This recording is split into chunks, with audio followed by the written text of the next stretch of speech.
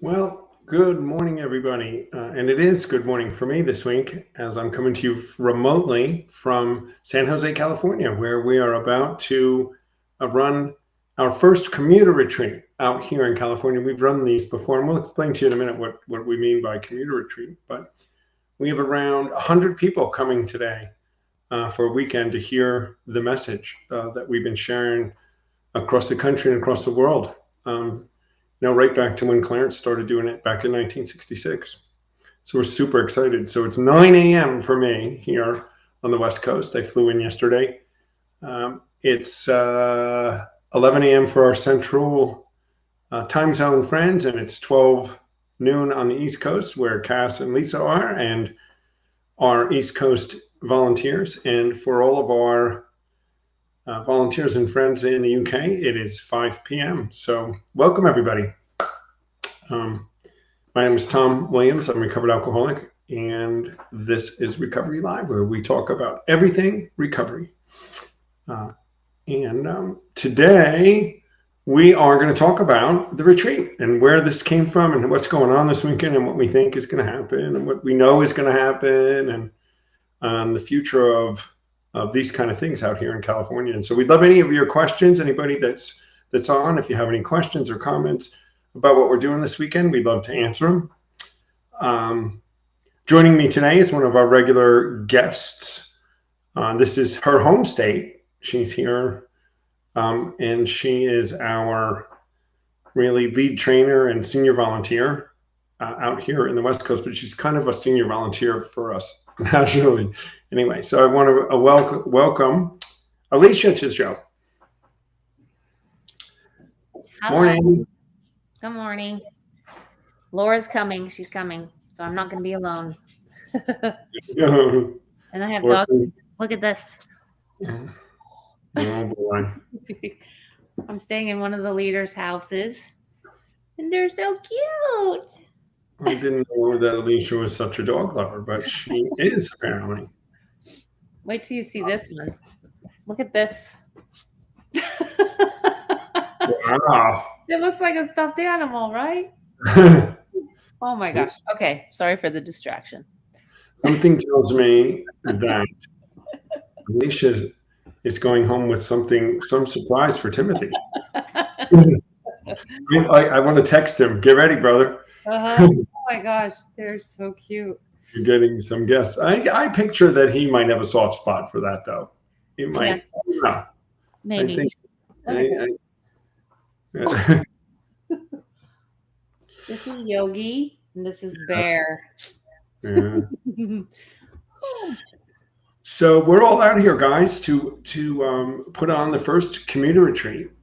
And what do we mean by commuter retreat? What we mean by commuter retreat is I don't even know why we call it that, but it's people will be commuting, and everybody will though. And we hope they come back. And we hope they come back, right? So they will. It's an effort to reduce costs, and all we ever charge are whatever the costs are, for room and board for one of our retreat centers, and we keep it as low as we can. But even that cost, guys, with our demographic can be too much. People that are in brokenness and down on their luck, they don't have a penny. And so this is one of our efforts to make it affordable, but without losing the weekend retreat effect, right? Because we know that it's a big deal to do it. So everyone will come this evening. We'll go through the program just like we do it on a regular weekend, but instead of going back to their rooms, they'll all go home. And yes, we're all hoping that they all come back on Saturday. They will. They will, right? I think that the people coming, Alicia, are very motivated. I think they want to be here, and well, let's talk in a minute. We can talk about where a bunch of them are coming from and the history of all that you and I were part of a year ago, about this time a year ago, right? Mm-hmm. It was almost, I think this weekend, about a year ago. Here's Laura. Hi. Laura. Met the dogs already. Oh, did they meet Yogi? Did they see the Yogi? Okay, go ahead. So I'm going to welcome Laura. Laura's one of our, I guess she's one of our newer volunteers and she attended her first retreat. When was your first retreat, Laura? In January. In January. It was the virtual retreat, right? Virtual retreat, yeah. So Laura came on a virtual retreat. She's a long time sober, though, right? 38 years. 38 years, but had never done this, what we do. Had never experienced the program like we do. And she said she wants to help us and volunteer. So now we roped her into doing registration today and everything. She's a leader. Yeah. We didn't rope her in, guys. She's more than willing to do it. But it's so great to have these volunteers and people like this that catch fire with this. Or we see this a lot, but we're so excited that you saw, the wisdom and all the benefits of doing this program the way we do it for people who are ready for it. It's not for everybody, but it's for a lot of people, and we just want to be everywhere that we can be so that people have the option. How was your experience that first time? For me? Yeah, for you. I thought the interesting thing was I had never wondered what happened before they wrote the big book, right? Like how people were getting sober. As long as I've been sober, I never thought, well, what did they do from 35 to 39? And so it was really super exciting to me to see that this is how it all came about. And the other thing was in the third step, it says we came to believe. It was the first 100 people how they believed, right? So I just had a wonderful time. I felt like I learned so much and to have people from all around the world was just really super fun. And I feel like I learned a lot that I had never even contemplated. So you couldn't have said that better as far as what we hear all over, right, Alicia? We hear that every time we do retreats someplace. Nobody knows what they did before, but then like when you hear the story, you say, well, it must have been that they were doing something, right, before. And then it makes it so much sense that what they did was wrote it in, they told us what they did. And so many people come to us after retreats and say, why didn't anybody ever tell me this? Makes so much sense now, and why can you do a 4-step so quickly? It all makes sense. And we're not shy about telling people who the power was that our founders used. There is a fact about it. And whether we like it or some of our attendees like it or not, this is what they did. And we say, if you want what they had, maybe try it. How's what you've been doing working for you, right? But some things too, Laura, when somebody like you, and we have some people that will show up to our retreats with long-time sobriety. I should say long-time abstinence. And they're not living in the go, as Alicia's modified shirt tells you. Vanna over here. She likes our stuff so much, she customizes it. So there's not a single one of our shirts or sweatshirts that's not Alicia customized. But we can't stop it, Laura. We can't change it. We've tried. She won't do it.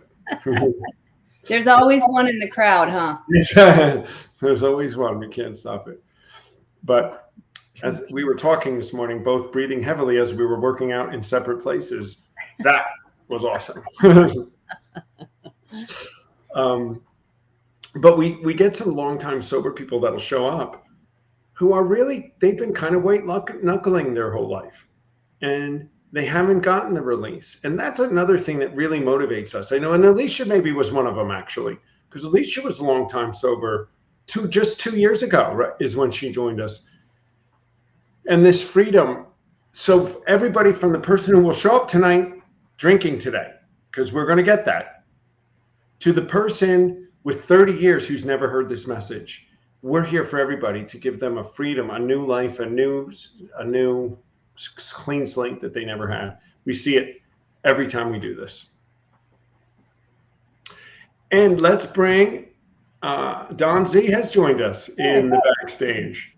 Mm-hmm. So another one of our senior leaders here in California, and really the host of tonight's retreat here in Authentic Gramps. Guys, there's more than one that we have, because we have Alicia who cuts her shirts to pieces, and then we have Don. By the end of this, whole other level. yeah, it's a whole nother. By the end of the show, you'll know why Don is one of those special guys. But welcome, Don. Thanks. We're all so excited. We've been texting back and forth this morning, and we were all together last night. And we had a dinner, and we were rallying the team, guys. It's so much fun for us. I mean, there's a little bit of anxiety because, are the microphones going to work? Are the videos going to play? That kind of thing. Do we have everybody on registration? Does everything, But off we go with our message. And every time I've done this a couple hundred times, it always works because the big man gets involved, and it just goes smoothly, and lives are changed. He better show up. So let me give you guys a little background on how the four of us actually are sitting here on the screen today, doing what we're doing this weekend. Don was one of the early adopters for Came to Believe in California. They found us through Dale Marsh, I think, right? Dale Marsh. Yep. And Dale Marsh had found one of our books. We've told this story, but it's worth telling. Dale Marsh had found one of our legacy guides 5 or 6 years ago, or longer it was. And he was teaching out of this legacy guide. And then he started buying them by the hundreds. And Steve Foreman calls me one day, which is our founder, and he's where the books are, and said, Tom, this guy keeps buying like cases of books out in California. You better call him, So I called up Dale, and we had this wonderful conversation, and he couldn't believe it. And then I jumped on a plane a few weeks later and flew out here, and the rest is history, as they say. He was kind of doing it backwards. We do retreats, and then we want everyone to go to meetings and follow up. He was doing meetings with the guide, but had never done a retreat. So we brought the retreat system, and that's where we ran into the gang here in the Bay Area with Don Z and Ricky Wade and Ricky S. and a bunch of others who then jumped on board and came through the virtual retreat. So it was a COVID benefit, right, Don? You betcha.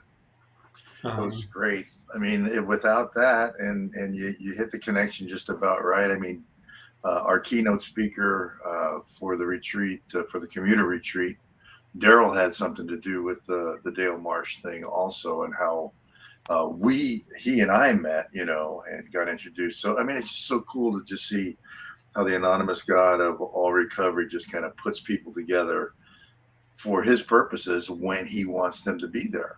And so, bang, here comes the virtual opportunities. And that's why I'm just, you guys probably get sick, and poor Melissa in England just really hates the thought of those virtual retreats. There's a lot of power in there. And that's why we're here together today, doing what we're doing in person. And then it's a modified in-person retreat with this commuter kind of thing. And I think this is what goes on in England. I haven't talked to Dee about it, but I'm pretty sure that's kind of how they do it. They go home at night and then come back.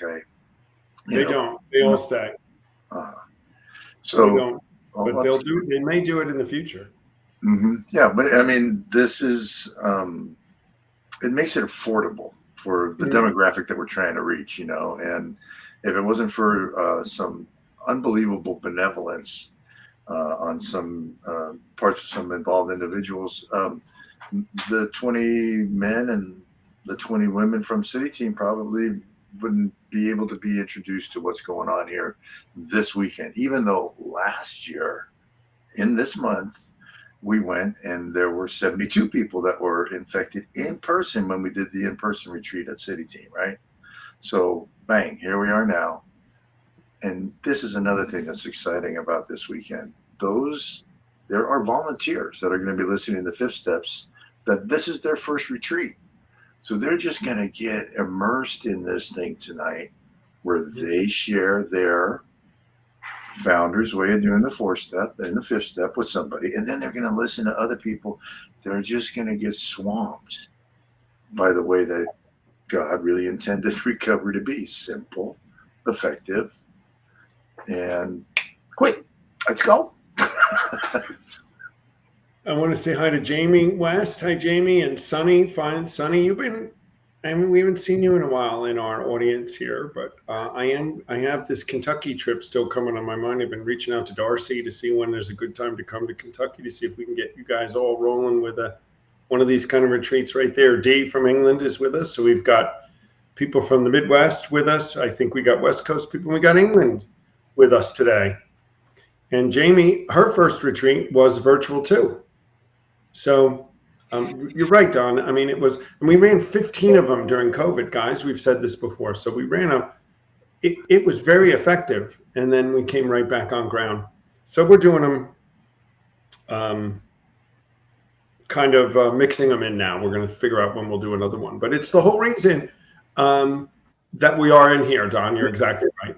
And now Don mentioned the city team. So we want to tell you that was one of the things that came out of our retreat system. Is we had come out here and done a retreat, and then we did them in Nevada City, of which we are going to do again the first weekend in May in Nevada City. That'll be a regular residential retreat here, and that's closer to where Alicia lives. It's the 3rd to the 5th Cinco de Mayo. So if you don't want to spend your Cinco de Mayo the way we used to spend it, which was Cinco de May, it wasn't just the 5th, right? I probably started drinking on the 1st and went till the 10th because, that's how we do it, right? Join us out in Nevada City, and that'll be up on our website shortly. We just got all the information and contract and stuff yesterday. So Lisa and Sarah in the background are putting that all together. Sometime probably next week, you'll see Nevada City on our way. But we came at the city team, like Don said, which is a rescue mission shelter right in San Jose. And we brought our team in. It was the first time we had done that. And Alicia joined us, and Don came, and a few others.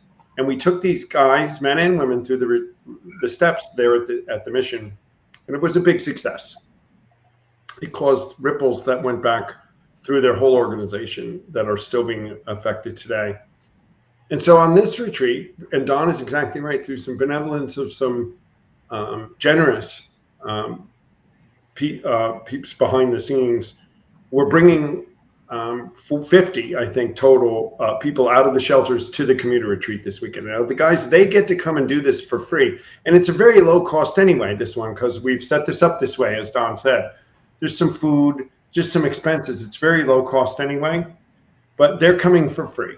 And we want to do this, guys. We want to be able to give the broken and the people hurting a chance to hear a message they would have no chance of hearing, right, Don? I mean, these guys, the chances they'd hear what we're doing, this message from the founders, is very slim in the life conditions that they're in.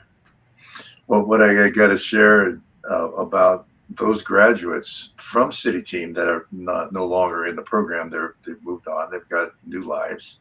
And Rick was telling me, Rick S., who's very involved down at City Team Men's Shelter, that there's the whole crop of them running around saying, I am recovered, I am recovered. And that is exciting. I mean, come on, that's just even rolling off your lips for the first time. That's really cool. It's cool. And then we have about 40 other people coming that are just came from wherever. They're just people wanting to come to this retreat. So it's a wonderful mix, a different mix. We haven't had this mix quite like this in a while. Right. So we're really, really excited. It's going to be such a great thing. And Alicia's going to kind of almost kick us off tonight. Laura actually kicks us off with some sharing about her first time at retreat. So they'll hear about it because people come scared, right, Don? They don't know what they're getting into. And many come with great skepticism. That's a big thing we get is they're coming to show us that we don't know what we're talking about, right? We love that because by the end of the weekend, they're like, Well, it's, there's Came to Believe is such a great organization. I mean, it's first class, Tom, and congrats on everything you do. And Alicia, your extraordinary volunteerism is so appreciated by so many. We're going to spoil these people this weekend. Yeah. I mean, they are going to be the guests of honor. and this is how we're setting this up. And that's extraordinary treatment. Where does that come from? That comes from having a spiritual healing as the result of the steps. We're different people. We're not tweaking on the corner studs of the garage anymore.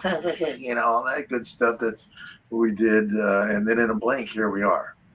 So I'm looking forward to just doing what we get to do because we're different people. Mm-hmm. And I love that shout out to the team behind the scenes because, you know, Casera and Lisa are diligent about what they're doing, and they're up and at all hours on weekends helping out with us. And if it wasn't for them, they really brought us to another level, Don, and with Alicia that we weren't at by the organization and the things that's going on in the background that free me up to be able to just come and do this stuff and not even think twice about what's going on in the background. And you need that stuff, right? We need that level of organization, and we get a little hit with that sometimes. You guys are raising money to have this and that, and we're like, all we're doing is trying to be organized enough that we can do this weekend, mm-hmm. which, Don, we would never have been able to do if it wasn't for resources and some people working behind the scenes. And the result is, like you said, 50, really 100 people are going to hear something they've never heard before, probably. So thanks to everybody, the volunteers that are here, Alicia and you, Cass and Lisa in the background, and many others. Laura, who does have no idea what she's going to do for us all the time. We have all these plans, Laura. I just got to go there again. You know, I'm an advocate for these virtuals because without them, we wouldn't be here. And I gave a little shout out to Melissa across the pond, and they worked so very hard to just put one of those together. And I mean, the behind the scene things is just crazy. But one of the reasons that we advocated having this commuter thing here is there's 600 plus meetings of AA alone a week here. And I could go to 7 different meetings a week and talk to people till I'm blue in the face about Came to Believe. And then they said, well, how do I get in on this? And I said, well, sorry, but you have to go to Oshkosh, Wisconsin, right? Go to the next in-person retreat, you know? So I'm an advocate, and hopefully I'm so grateful that we started 23 off with a virtual retreat. It'd be so great to have something on a semi-regular basis that's a virtual retreat so we could point those people that we're sharing this great retreat with, and they can pop on the virtual thing. I mean, I know it's an extraordinary amount of work, but maybe some of the volunteers that are sitting in the auditorium tonight will be saying, man, I can do that. I'd love to be the behind the scenes guy, put the people in the breakout rooms and all that stuff. That's my ticket. I mean, wow. To me, way beyond my job spec, I can get here. But that's it, you know. I knew Cass was going to put that up. I knew she was going to put that up. Yeah. So hopefully we'll see something on a semi-regular basis on the virtual format, so we can point people to that. Put it on your calendar. It's going to be in April.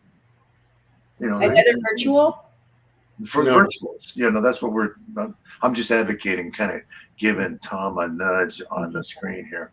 And yeah. But we wouldn't be here if it wasn't for the pandemic and the advent of this Zoom format. So the government for bad, God will cause for good, that kind of thing, you know, and here we are. Right. So you have to emphasize your superhero voice. Okay. Now Jamie says we all have the voice of superheroes. Yeah. Well, we're going to be doing it this weekend. This is what we're doing. We're here spreading this message that has saved so many. You know, Melissa, behind the scenes, even I thought, you know, Melissa seems to do that, set the break rooms up like it's nothing. But when Cass took over, I remember for a little bit doing it, she was like, whoa, this is a bigger deal than I thought it was. She had a little more respect for what Melissa did behind the scenes, which seemed, you know, Melissa kind of does it without a word, really. She just does it. And so it's on our radar, Don. We want a mix of everything. Listen, we want to do whatever. That's why we pivoted towards commuter. We're pivoting towards things. We're going in shelters, right? Alicia and I went in the Bronx. I went and did a steps in a day thing out on Long Island a week ago. Or not a week ago, about a month and a half ago. We're willing and open to take this message, however the modality has to be, without compromising it, and take it however we can reach that person that needs to hear it. So that's what we want behind the scenes, our ability to ready to go do it. You know what's funny is I retired and I asked God, like, what am I going to do with myself? I said, I have no idea. And now I'm starting to get an idea of things I might be able to do. Mm-hmm. Yeah, we have lots of ideas for you. Great. I just think that's funny that I have prayed and prayed since I retired. That's funny. So Alicia, for those that are watching maybe and don't quite understand why you're wearing a shirt that says Living in the Go. I mean, you guys have been regulars on the show, and anybody to retreat has heard us say a million times, Living in the Go. And these are our volunteer team shirts now that everyone will be wearing this weekend, Living in the Go. What is Living in the Go? Living in the Go is step 10, 11, and 12. And that they are going to get a lot of information and tools and strategies at the retreat. But the fact is that they need to put it into action and practice and keep an open mind and continue to grow. Because if people just go to a retreat and just sit there and gather the information and then leave, that's not really going to be helpful. So they need to do 10, 11, 12. And they have to, and we'll give them tools and ideas of how to do step 10 and try to do this. And we'll tell them about the green and yellow and red light in step 10 and 11. And then getting into service, and it's recovery assurance, right? It says in the legacy guide of it's going to assure us of our recovery if we stay in 10, 11, and 12. Just like they say, right, when you hold hands, you say, keep coming back. It works. If you work it, hello, 10, 11, 12. So, yeah. And I think, too, that message goes on with everything in life, not just recovery, right? If we read a book and think we're going to be fit and healthy, but you're not doing anything, it's not going to work. So same with recovery. And we're going to have all these things, and we need to stay in 10, 11, 12. We need to continue to look at ourselves. And our defects of character keep coming up. Are we picking them up? What are you going to do about it? I mean, it's work, but it keeps us happy, joy, and free. And we'll fall down. That's fine. Get up and go. Let's say it's effort. It's effort. Yeah. He doesn't like when I say work. It's effort. Yeah. It is. Yeah. But everything worthwhile is uphill. It just is. We say, it might be a little bit of effort and you might be uncomfortable. And that's okay. But it's not hard work and painful. It's effort and it's a little uncomfortable. And if they're saying it's hard work and painful, then that's their perspective, and that needs to be changed, because it might be a lie. It's probably a lie. And they just need to switch it to, how can I see this as a great thing? How can I see this is a wonderful thing? So they have to work in here. Well, if I could jump in here, you've been so kind to have me on. I really have a few details to tend to, and we can have a party tonight. A big party. Is that okay? Love you, sure. Boys. Bye. See you later. Oh, he's off. Yeah. And you know what's important about it too, Alicia, is, and you hit on all of it, it's the freedom that you're supposed to get in this program. It's the answers to a lot of the problems. It's the peace and serenity and success that was always promised by this program. So the white knuckling, the struggling, the pain, the hard work, the drudgery was never anything the founders contemplated. I mean, all the promises in the 9th step and the 10th step, everything says, do what we did and you're going to get this life. And living in the go is a positive thing. It's not living in the stop, right? Or living in the yellow. We are in the go, and the go is a good thing. You know, nothing is a no. It's a not yet, right? I could go to school. Well, I could go. I could go learn that. I could go do this. I could be able to do a lot of push-ups, right? I could get myself back in shape. I could get a new job. I can restore my relationship, because that's the attitude we have now. Not, I don't know, it's too much work. And I probably can't do it, because your history says that, right? Right. Before. Right. Well, and it's not that you can't, it's that you won't. That Yes. Again, that's mindset work. If you guys follow Alicia's she has an Instagram thing. What's it called? Life Coach. Challenges. Oh, Alicia.life.coach. Yeah. So you get coached when you go on that one, guys. You get schooled. It's a good one. I like them every week. They're good. They're good. But I go with all that. You know, we go down a certain, we have a certain lifestyle, the two of us, that is very similar, and others have. But she's so right. And it's such a message that we want to give this weekend, that you can do it. You can be successful. And we're gonna change that character, who you are, to be that right side of the list. And if you don't know what that means, come to retreat and you'll hear what the right side of the inventory list. We change who we are as a character. And we're not perfect, right, Alicia? I mean, we make mistakes, but the program allows for it. It allows for mistakes to be made with a process and a system to start developing habits that just keep us moving forward. But we're out of that hole of addiction, fully out of it.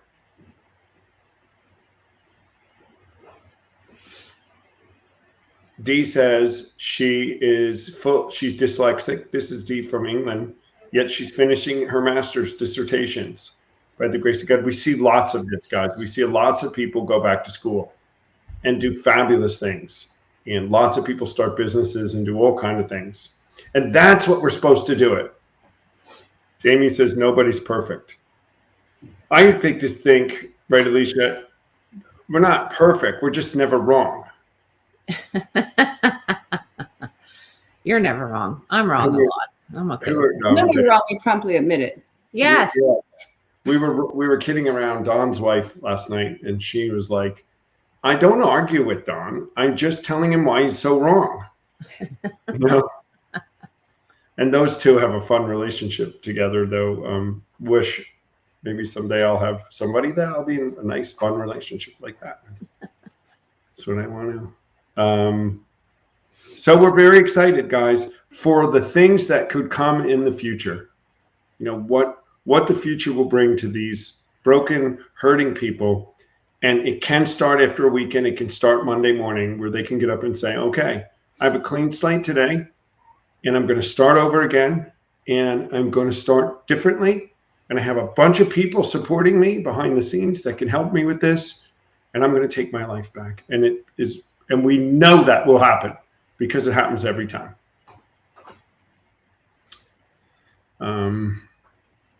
So Alicia's teaching. What are you teaching this weekend, Alicia? I am talking about step 1 and 2 experience, and teaching 6, 7, and 11. So I'll talk Friday, Saturday, and Sunday. Right. I'm doing step 10 this weekend, and 3. And 3 and 4 and 5. Yeah. But I really have gotten to where we've gotten very focused these days. I came to believe in on that living in the go part, which is Sunday. It's the 10, 11, and 12. It really is the key. And it's an encouragement to people. Remember, well, you weren't with me when we were in Missouri. I was in Missouri a year ago, and I was having dinner with some people that Tim Doyle had brought us, and these were addicts. They were people that we were going to be maybe come to retreats or something, and they were people that potentially were going to help us. And we were at this dinner with these people that were in recovery, and the one gentleman said to me, I got a year, and it's a struggle, man. What a struggle it is. You know, we're in the struggle. And I said, It's not a struggle. Yeah. He said, I'm actually not in a struggle. And the look on his face was another one that makes me want to keep doing this, because it's not because he is truly struggling. No one's ever told him or led him through a process that would relieve his struggling. Maybe, right? Some people struggle, but can't guarantee it. But it does not promise a struggle. And that's so much what's portrayed out there, is that hard work and stick at it. And, you're never going to be perfect, but if you keep coming to meetings and you keep coming back and you keep doing this and you work, it's that head down, struggly, always digging out of a whole kind of mentality, of which was never written into the book. When you read the promises, I'm out of the hole, I'm living free, it's the miracle of it, and I've got a set of tools to square away anything that happens to me, and I'm going to work the rest of my life living that way. And that is not really a struggle. Yes, it takes some effort, right? But I really, really don't like that struggle thing.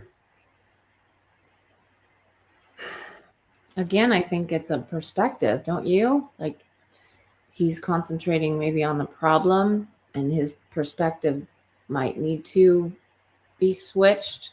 But if we're taught in certain meetings we're constantly recovering, that plays into that, I think. It totally plays into it, because it makes us less than. I mean, imagine if you had a cold or pneumonia or diabetes even. And even though you're not having the symptoms anymore, and that you constantly kept saying, well, I'm still recovering from pneumonia. Like, no, you're cured. Or in remission, or you recovered from it. recovered. You could catch it again, but while you're not in the symptoms of it, why would you adjust your life in any way that aligns with the symptoms, right? And that's what happens. I'm free of all that. I can live and in life and go about my business, but we are one, in our case, one drink, one cookie, one whatever drug, one thing away from being back. I remember my sponsor would say, when you got a credit card debt, right, Rick, when you're in credit card debt or in debt, all the consequences of debt are you're struggling with, right? You have less money in the bank, you're paying interest. If you're missing payments, you're involved. As soon as you pay off, you're recovered from debt. Why would you still act like you were in debt, right? All the consequences are gone, but you're one credit card swipe from being back in. So if we live and keep growing and practice the tools, we never have to go back there. And we live free of all that, which is what I think everybody really wants. I will often say that at retreats. Isn't it that we just wanted to have happy lives and be successful at everything that we did? And the addictions just took that from us and reinforced it, that we could never be good. And that's just not the message we give people.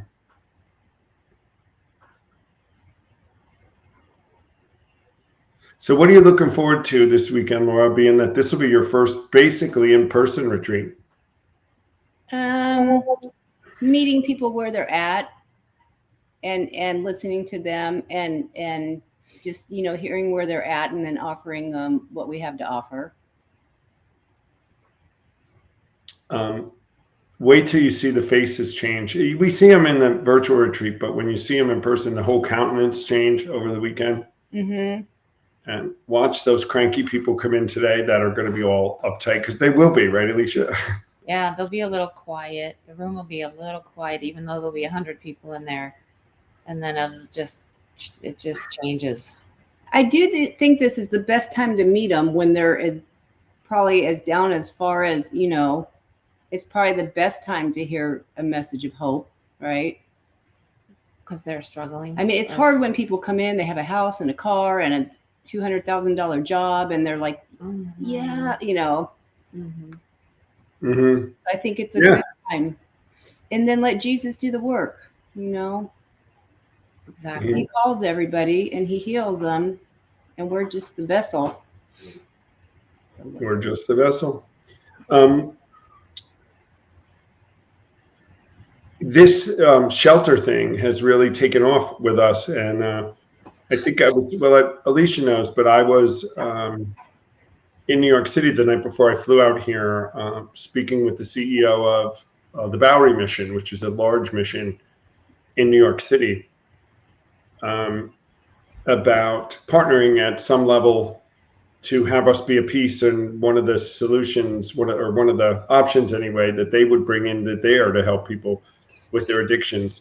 And, I learned in this homeless thing, and maybe Cass can come on and talk a little bit about this too, because she's had a lot of experience with this, the street, not ministries, the street activities to homeless. They're not all addicted, believe it or not.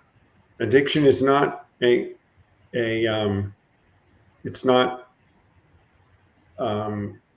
every single one of them. And that is one of the myths, is that every single homeless person is an addict. Right. And a lot of people, guys, think that every addict is homeless. You know that 75% of everybody that's suffering from substance use disorder has a job.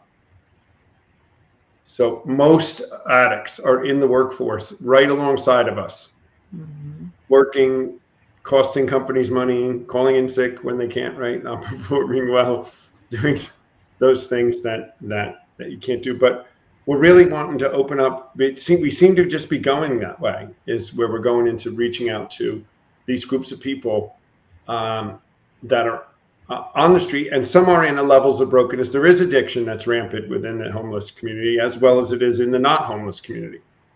But those people that are suffering in the need for a hand up seem to be that group that we can reach out to. And Cass did some work with that. You want to come on and talk a little bit, Cass? She could bring herself on. She Hello. can.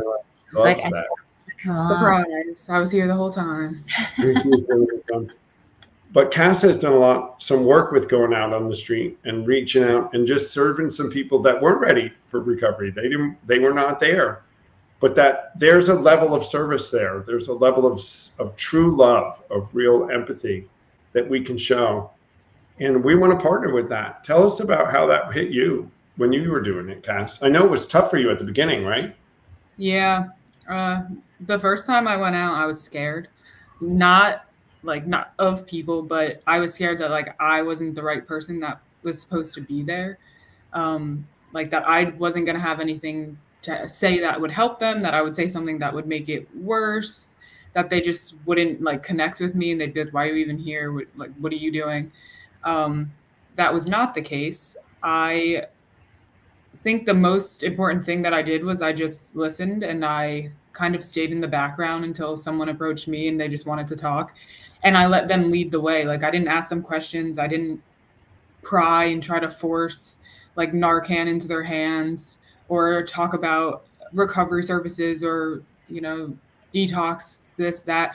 I just let them tell me what they needed. And that might've been a snack. They might've wanted toiletries. They might've wanted a pen. There was one individual that he wanted to tell me what we needed to bring in, because it's his community. He lives there. He's there every day. He hangs out with everyone. He's like, I know what they need.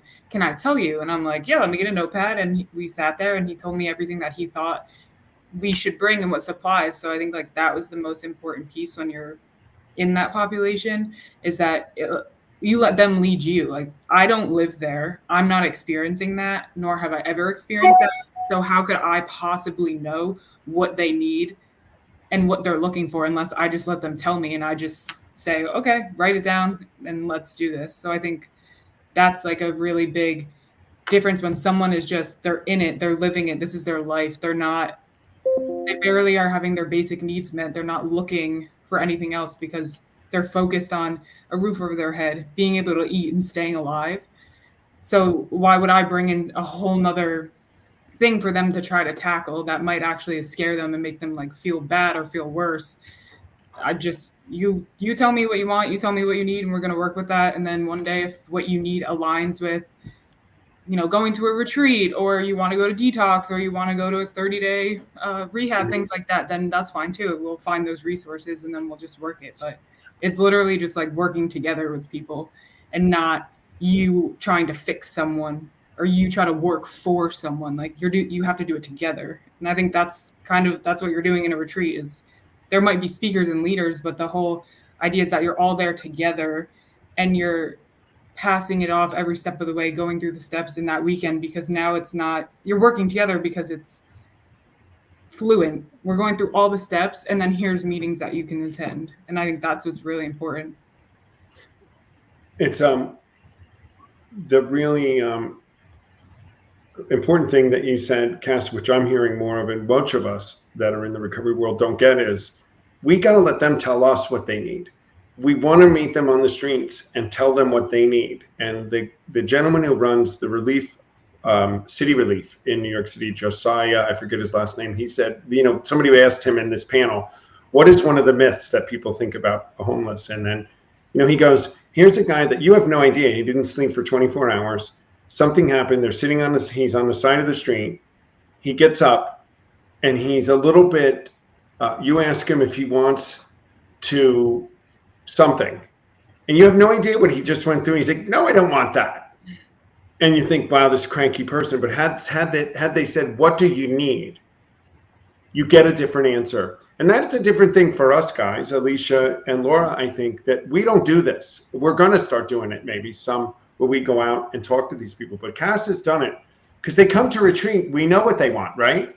They're coming to retreat because they want to get free of their addiction. But when you go meet them and they're on the street, we don't know what they want.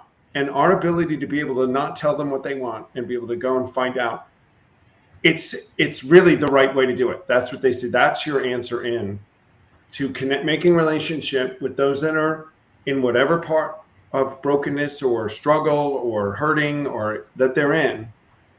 They haven't seen this kind of love ever, or not consistently. And then it's very effective, I bet, Cass, when somebody like you goes up, a total stranger, and does nothing but just wants to know what they want.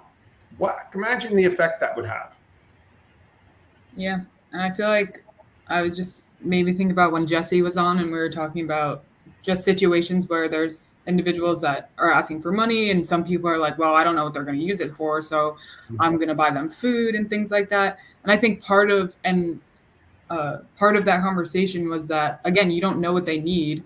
And Jesse was making a great point that a lot of times we'll be like, well, I'll just go buy them something like food and give it to them. But we don't know if they have allergies. We don't know if they're gluten-free. They have a severe peanut allergy.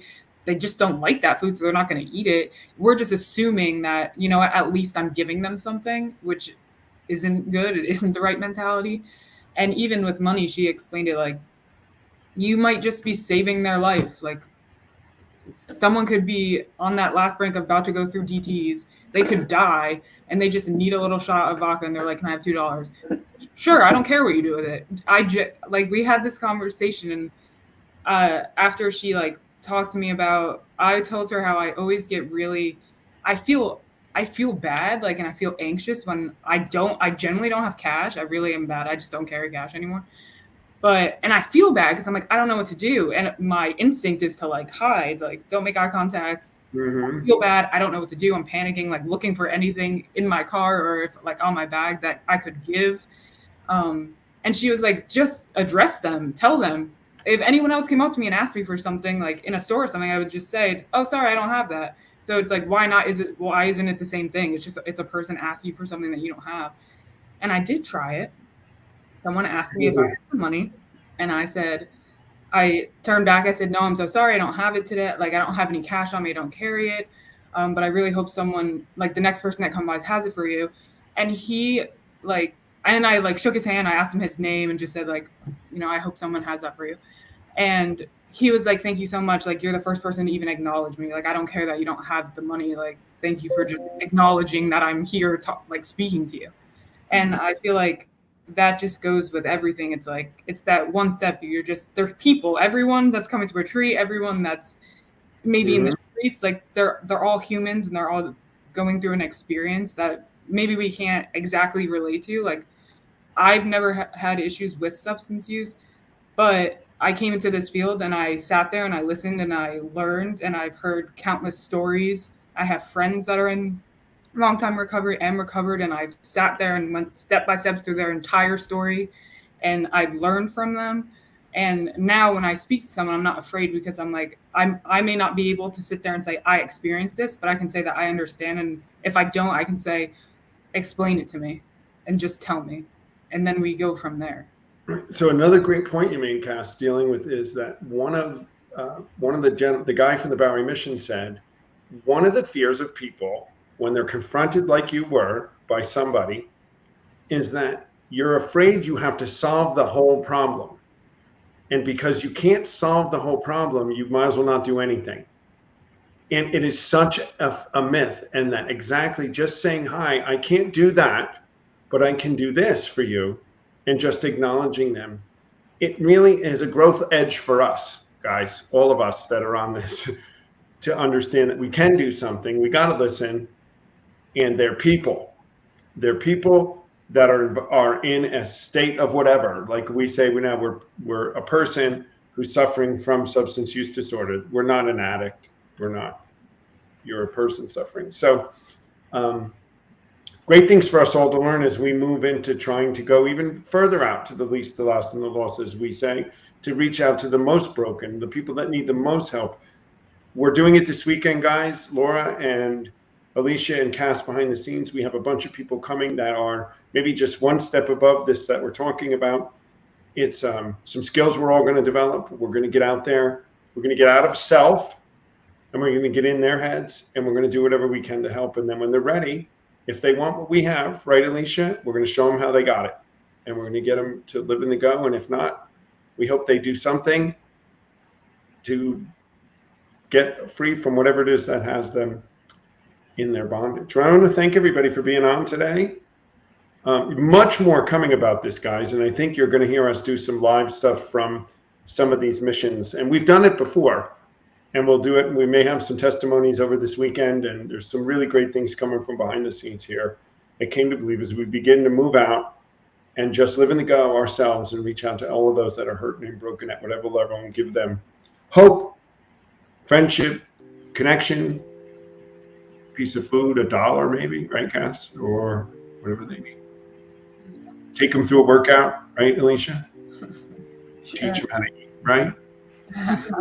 We're going to get it. The Phoenix House is coming on, guys. Alicia and I get to be unleashed in our exercise commentary on a very soon show coming up. We're so excited about it. Last night, I'm like, finally, let's go, because we love that. On the 10th, right? It's coming on the 10th in 2 weeks. We have somebody come Phoenix Recovery. It's all about exercise and fitness, guys, and we're ready for it. So stay tuned, guys. Lots of things coming. Watch our Facebook feed and see us. We're ramping it up. We're going to bring new guests and new things. We've got new stories coming through this year, and we'd love for you to join us. So everybody have a great weekend. You guys think about us this weekend. Well, maybe we'll do a praise report, or we'll do a report live from retreat. But everybody have a great weekend, and we'll see you ladies in a little while. And you come over and we'll do some stuff. All right. Peace.